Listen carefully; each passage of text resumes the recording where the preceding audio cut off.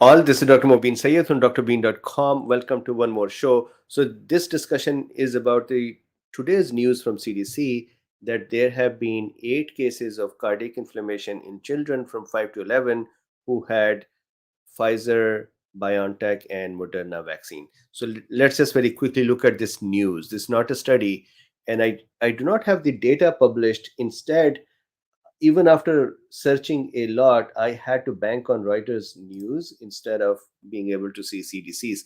CDC should do something like more clearly present their news that is easy to find. So, anyways, I'm going to look at this with you.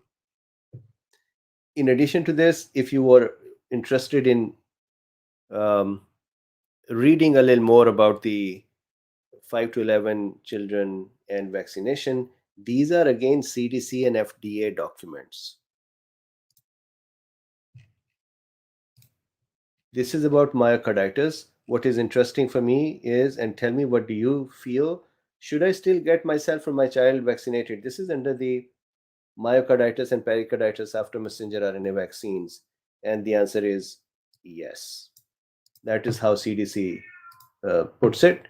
And now let's see, this is the document that FDA had used to approve or grant the approval or authorization for this one.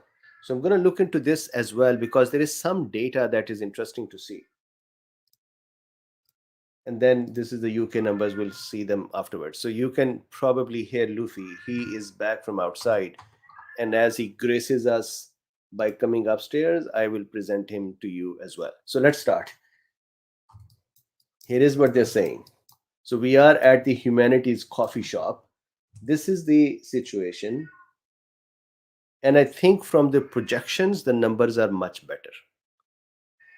The question is, and this data I did not find. If you have this data or you can find this data, please put that in the comment. And that was the background cardiac inflammation or myocarditis and pericarditis in children between 5 to 11.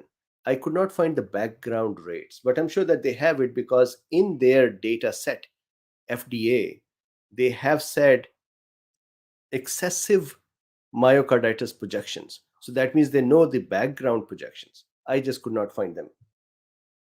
So myocarditis in children 5 to 11 year, as reported in VAERS. So this data that is coming in is picked up by CDC from VAERS and then processed and presented it to their advisors. I guess you know the discussion today.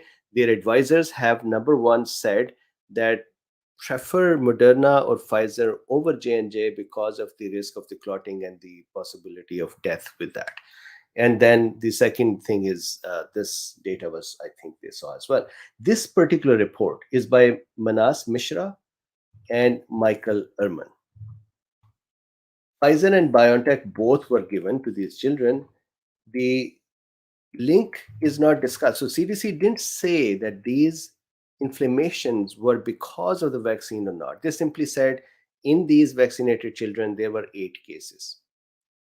Similarly, the background rate, CDC didn't say that, hey, normally there are in this age group, here is a number, and this is the difference from that number. They didn't do it. What did they do? They said 10 microgram dose.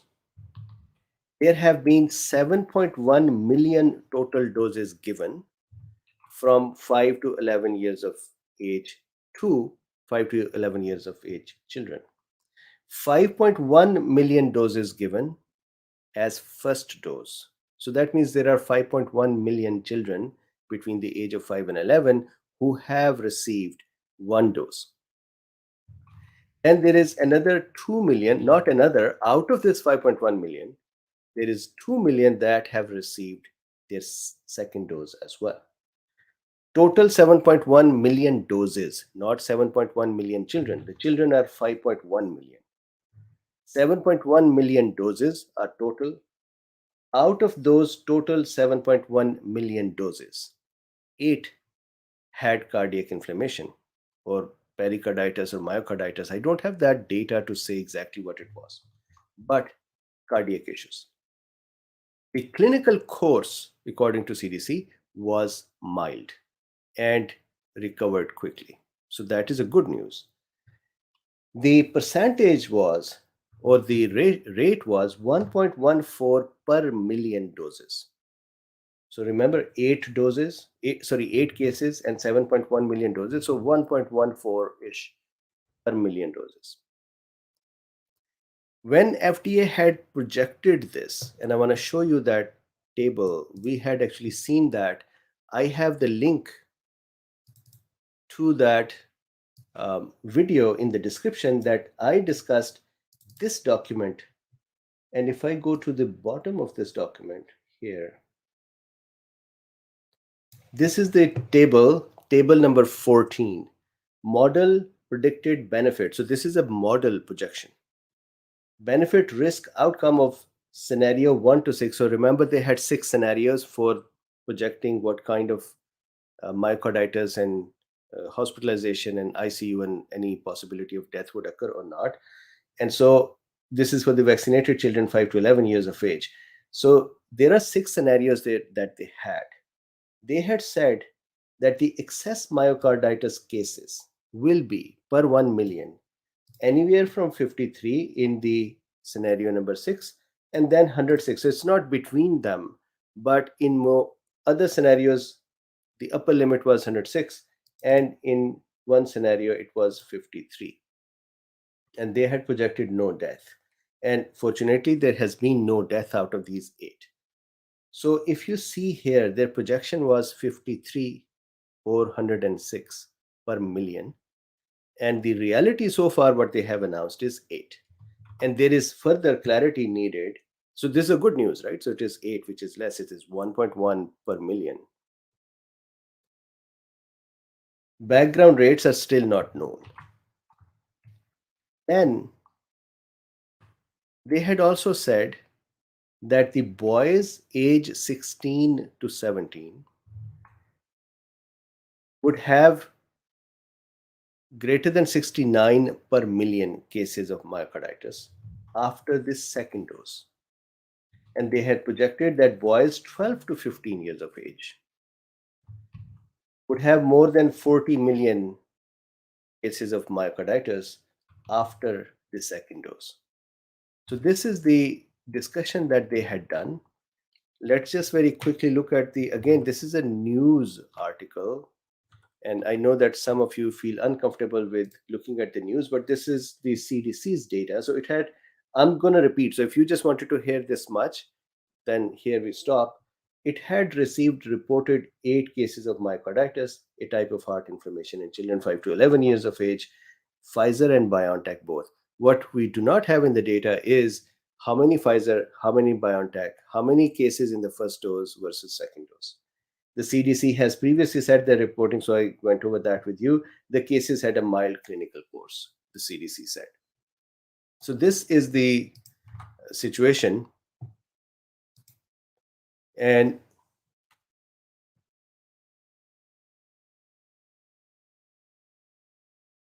so let's just quickly see if there is any question. Otherwise, I'm going to shut down, hang up this call as well, and we'll come back again for a chit chat.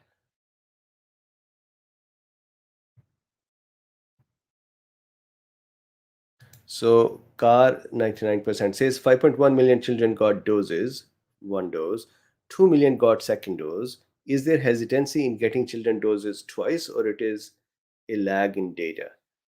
I don't know. Maybe it is just the duration, maybe hesitancy, maybe lag in data, maybe all of them, maybe more as well. But good question. Okay. So Joy K says, isn't myocarditis result cardiovascular disease 20 to 30 years later as a complication even after treatment and recovery? So it depends what kind of myocarditis it is. If it is just an inflammation and the person recovers, ideally this is just like any other inflammation where you recover. But if there is cardiac tissue damage, or if there is heart damage, or there is valvular damage, which is not reported here. So I want to make sure that when we are looking at it, we look at what is there and not exaggerate, because then our own statements and our own arguments become uh, dismissible, because people would say, hey, you're talking about something that has not happened, and then the remaining argument goes away as well. So we do not know that. But for example, let's say like rheumatic disease that causes valvular damage. If the valvular damage occurs, then there is a problem for the rest of the life. However, there is no such data that shows that kind of a damage yet. I would still, if I have a child who is 5 years old and he had a cardiac inflammation, I'll be very worried and nervous. Although once again, the clinical course they said was minor, or the cases had a mild clinical course. What did that mean is not clear. And I wish well to all children. I am very, very much um, concerned about children's health safety. Gigi says, cat sounds hungry in the background, Dr. Bean. No, he's not hungry. He has food everywhere, water everywhere. He just likes to do this. All right. So Cindy says, "Oh, I hear your beautiful cat talking. He really loves you. He does. Whenever I am talking, he thinks I'm talking with him, and he sings his songs in sync." Okay, so Andrew has a question about the Broncos. So why not we do this? Let's do a chit chat and discuss the questions in there so that we can wrap up this discussion.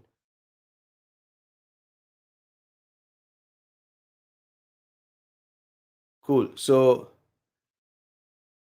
Paul Borg says, "Thank you for the likes increase. Thank you."